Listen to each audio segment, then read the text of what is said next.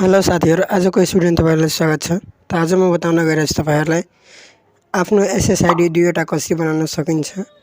SSID कसलाई भन्छ basically म बताइदिन चाहन्छु। यहाँ हेर्न सक्नुहुन्छ मेरो अहिले वाइफाई को नाम छ, एउटा मात्रै छ जुन ठाकुर छ। त्यो यस्तै दुईवटा म तीनवटा चारवटा जतिवटा चाहे त्यतिवटा म आफ्नो नामको वाइफाई बनाउन सक्छु। त्यसैलाई SSID भन्छ। भिडियोलाई अन्तसम्म हेरेर साथ दिनु होला। अनुस भिडियोलाई सुरु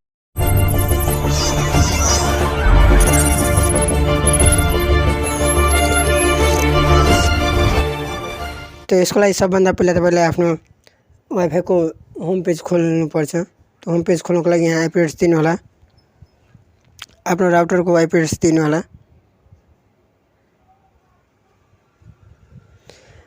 आइपी एड्रेस दिएपछि यहाँबाट तपाई लगइन गर्नु होला आफ्नो होम पेजमा। लगइन यहाँबाट हेर्न सक्नुहुन्छ। यहाँ पासवर्ड युजर नेम अनि पासवर्ड सोधिरहेछ। युजर नेम तपाईको सेमै हुन्छ सबै वाइफाई को, एडमिन जीपीएन रहन्छ अनि पासवर्ड चेन्ज गरेको रहँदैन त यहाँ हेराइदिइरहेको छु म स्क्रिनमा, त्यो रहन्छ। इफ चेन्ज गर्नु भएछ भने त थाहै होला तपाईलाई जुन छ त्यही हुन्छ। म चेन्ज गरिसकेको छु त्यसैले मैले अर्को हालिरहेको छु।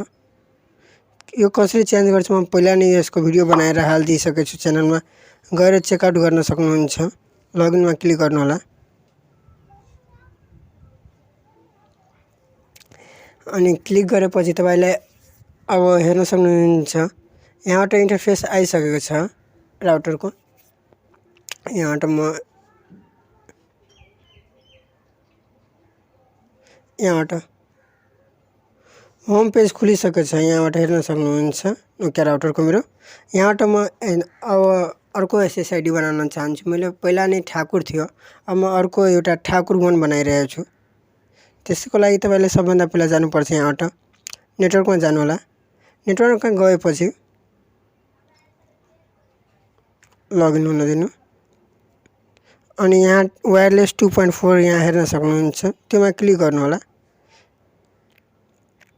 क्लिक गरेपछि यहाँबाट तपाईको सुरुको SSID को हेराउँछ तपाईलाई सबै थोक, यहाँ छ सबै कुरा।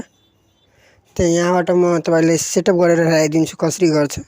मेरो ठाकुर नामको पहिला अलरेडी बनिसकेको छ, म अर्को अहिले बनाइरहेको छु। त यहाँबाट म SSID सेकेन्ड चुज गर्छु सेकेन्ड अनि यहाँबाट हेर्न सक्नुहुन्छ SSID नाम सोधिरहेछ।